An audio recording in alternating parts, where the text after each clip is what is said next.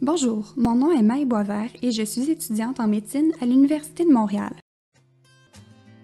Aujourd'hui, je vais vous parler des fractures chez les enfants.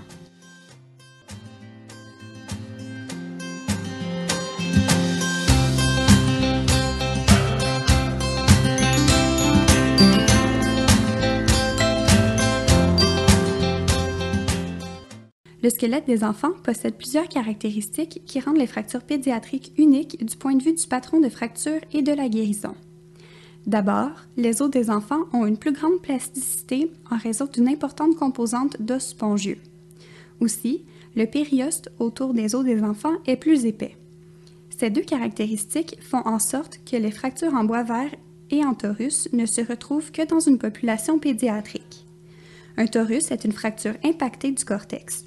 Ce type de fracture touche principalement la métaphyse du radius distal. Une fracture en Boisvert est une rupture du cortex d'un seul côté de l'os, laissant l'autre côté du cortex intact ou presque. La troisième caractéristique est la présence de plaques de croissance, également appelées physes. En effet, l'immaturité squelettique permet un vaste potentiel de remodelage en raison du processus actif de croissance, même lorsqu'il y a d'importantes déformations suite à une fracture. La présence de physes ouvertes constitue donc un facteur de bon pronostic. Toutefois, la physe représente la partie faible de l'os, ce qui la prédispose aux fractures. Lorsqu'elle est atteinte, des problèmes plus sérieux que nous aborderons plus tard peuvent en découler. Les fractures physéales comptent pour 15 à 20 % des fractures pédiatriques. La classification de Salter-Harris est la plus communément utilisée pour décrire les fractures touchant la plaque de croissance. Cette classification permet de se faire une idée quant au traitement à privilégier et au pronostic de ces fractures. Un Salter-Harris 1 constitue une fracture transphyséale qui se manifeste à la radiographie par un élargissement de la plaque de croissance. Une fracture de type Salter 2 traverse la physe et la métaphyse, un Salter 3 traverse la physe et sort à l'épiphyse, et un Salter 4 traverse la métaphyse, la physe et l'épiphyse. Une atteinte de type Salter-Harris 5 implique un écrasement de la plaque de croissance, ce qui est de moins bon pronostic. Les fractures touchant la physe ne sont pas toujours faciles à voir à la radiographie et les plaques de croissance sont souvent elles-mêmes confondues avec des fractures.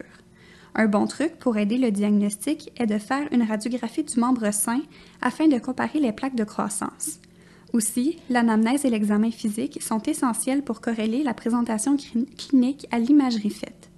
S'il n'y a pas d'histoire de trauma et s'il n'y a pas de douleur à l'examen, les chances qu'il y ait une fracture sont faibles.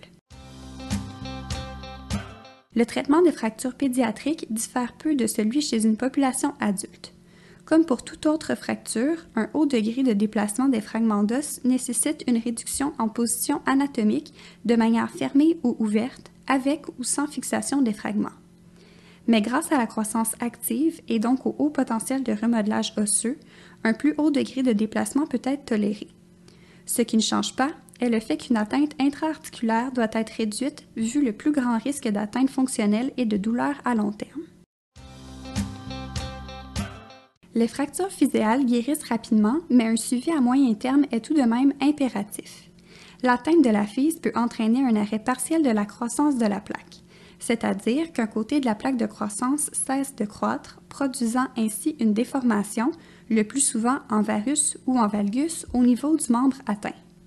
Il peut également y avoir un arrêt complet de croissance duquel découle une inégalité de longueur des membres. Tout dépendamment du potentiel de croissance restant, une intervention chirurgicale peut être indiquée.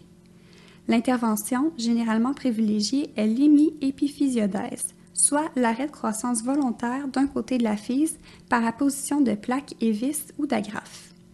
Si la physe est fermée et donc que le potentiel de croissance est nul et que la déformation entraîne de la douleur ou un problème fonctionnel, une intervention plus invasive appelée ostéotomie peut être envisagée.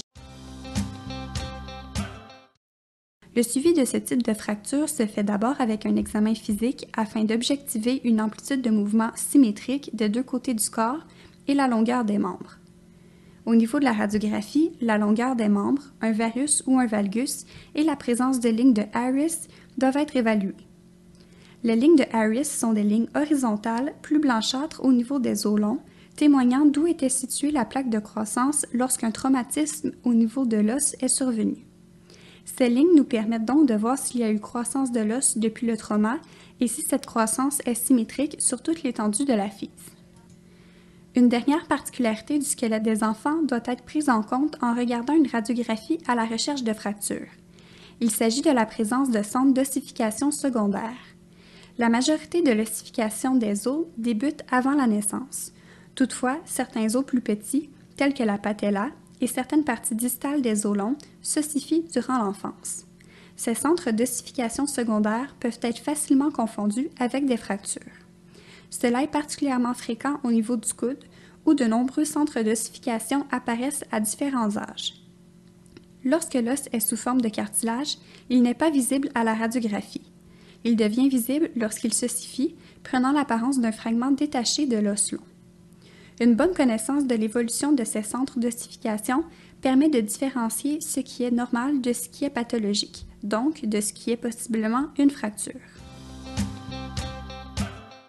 L'acronyme CRITO, C-R-I-T-O-E,